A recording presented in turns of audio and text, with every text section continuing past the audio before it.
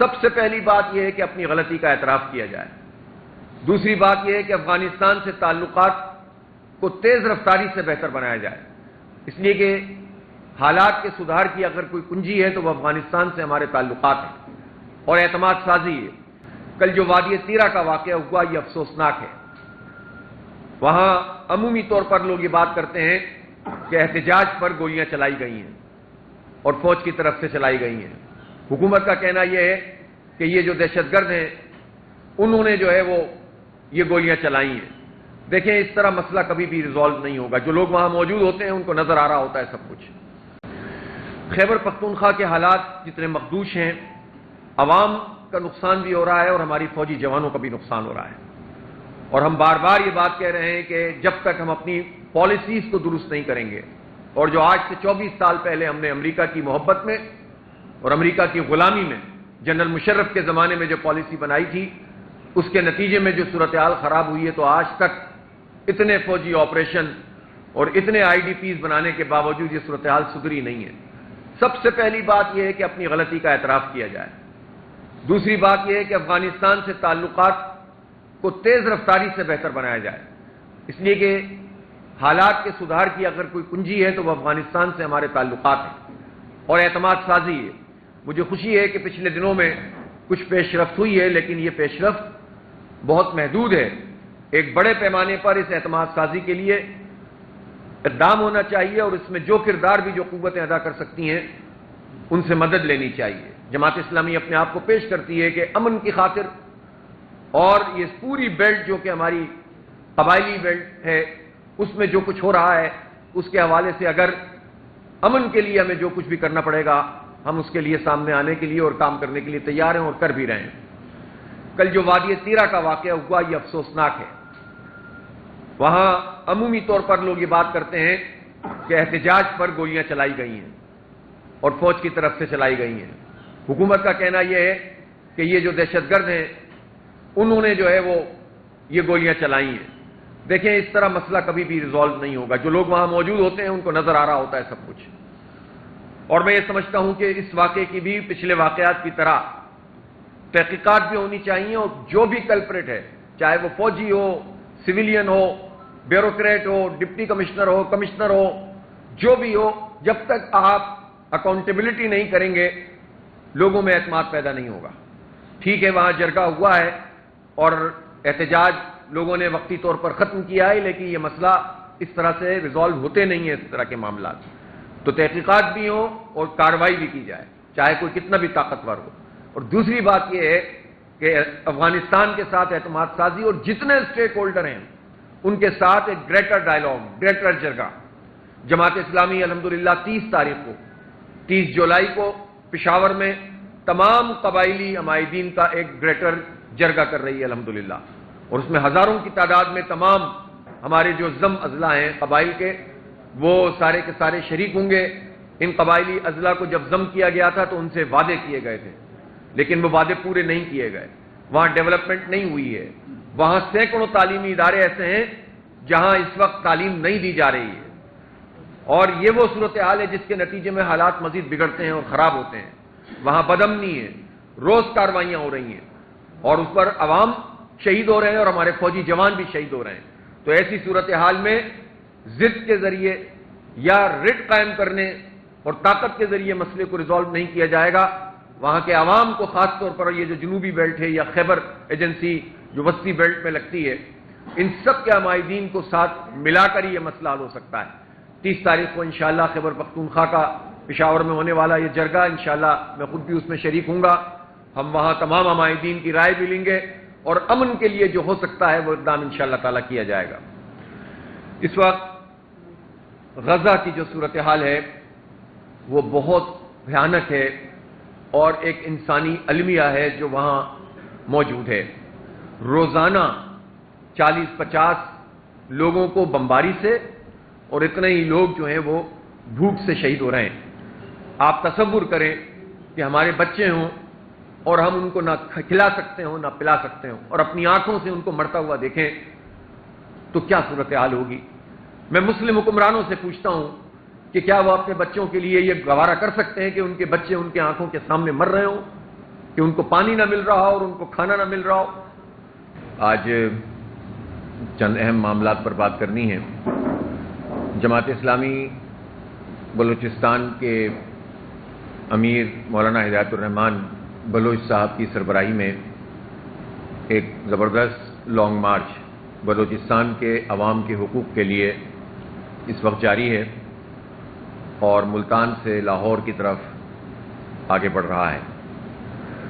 انہوں نے پورے بلوچستان کے بہت سارے اضلاع کا سمجھ لیں کہ دورہ کرتے ہوئے، مارچ کرتے ہوئے وہ آگے بڑھے ہیں، لیکن بدقسمتی سے انہیں ملتان سے پہلے اور مظفر گڑھ کے بعد روک دیا گیا اور شدید گرمی اور حبس کے عالم میں وہ سڑکوں پہ ہمارے بلوچستان کے بھائی موجود رہے، جو کسی بھی صورت میں قابل قبول نہیں ہے۔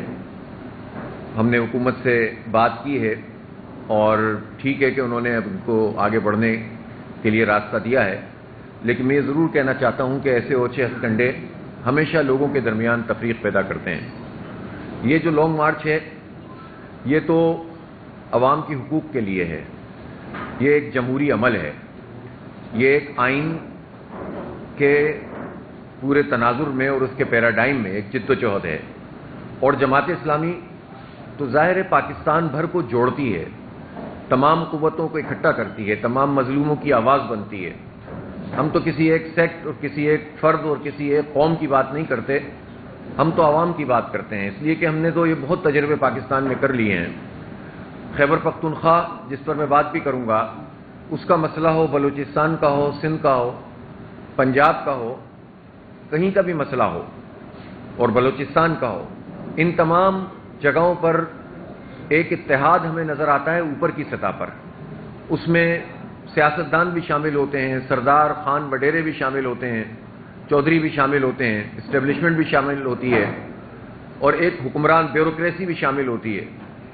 بدقسمتی سے ججز بھی اس کا حصہ ہوتے ہیں، اور یہ سارا ایک اتحاد ہے جو عوام کے خلاف ہے۔ تو وہ تو سب، ان میں تو کوئی بلوچ نہیں ہوتا، اس میں تو کوئی پختون نہیں ہوتا، اس میں کوئی پنجابی نہیں ہوتا، اس میں کوئی جو ہے وہ مہاجر نہیں ہوتا، سندھی نہیں ہوتا۔